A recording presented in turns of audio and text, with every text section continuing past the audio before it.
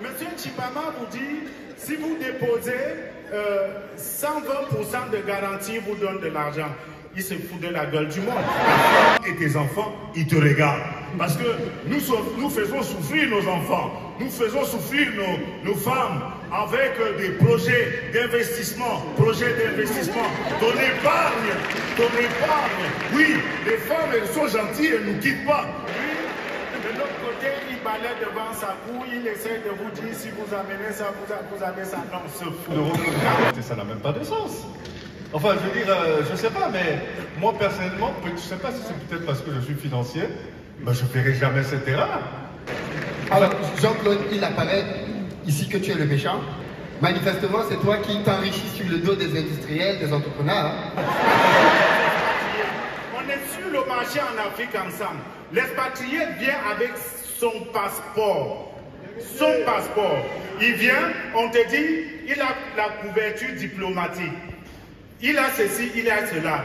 Il vient, on part dans nos épargnes.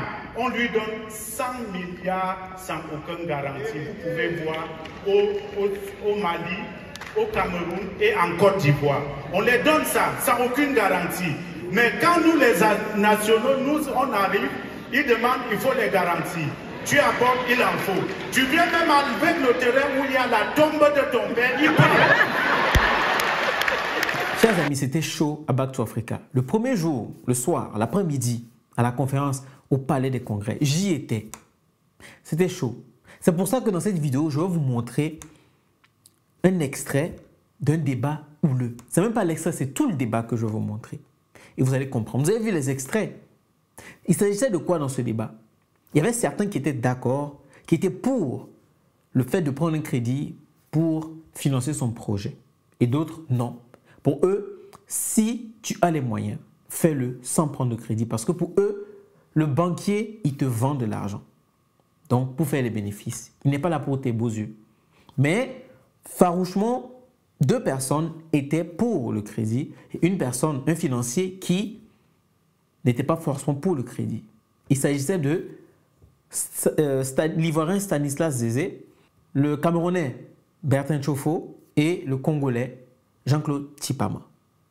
Je vous laisse regarder la vidéo et derrière, moi, je vous donnerai mon point de vue par rapport à ce que moi-même je pense. Est-ce que je vais prendre un crédit au cas où je vais lancer mon entreprise, ma société, ou est-ce que je vais aller sur fonds propres? Regardez la vidéo.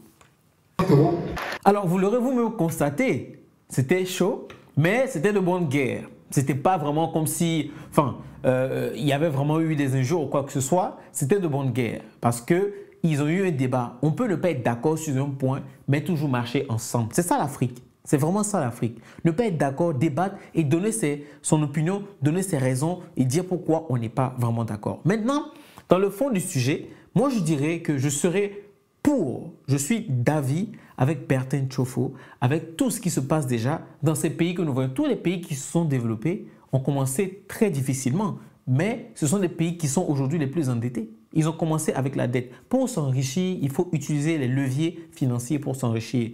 Et le crédit fait partie de ça. Il faut prendre un crédit pour multiplier l'argent au lieu de prendre un crédit pour consommer. C'est ce que beaucoup de gens confondent et font et finalement deviennent endettés sans vraiment utiliser cet argent pour le multiplier. En tout cas, Back to Africa, c'était un événement extraordinaire. Vous allez voir aussi la vidéo de ce que j'ai pu faire pour que vous puissiez aussi avoir cette opinion de Back to Africa et voir comment ça s'est passé, l'engouement, l'enthousiasme de tous ces Africains-là qui sont dans la diaspora et qui veulent retourner en Afrique pour investir ou ceux qui veulent venir investir en Afrique. Mais c'est vrai que cet événement parle plus aux Afro-descendants. Chers amis, moi c'est Larry Yaman, votre frère. Donc n'hésitez pas à vous abonner et à partager. On se dit à la prochaine.